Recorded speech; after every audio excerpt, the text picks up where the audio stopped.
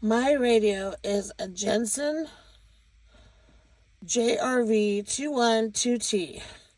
Recently, the radio stopped working.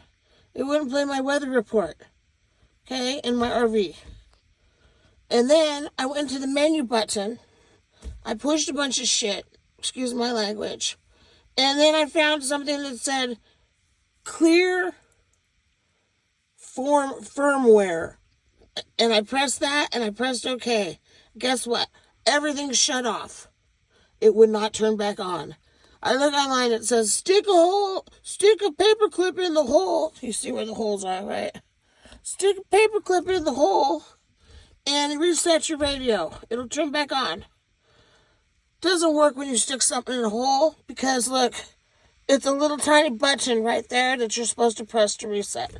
It's that little button right there, not a hole. People should learn to clarify and use their words properly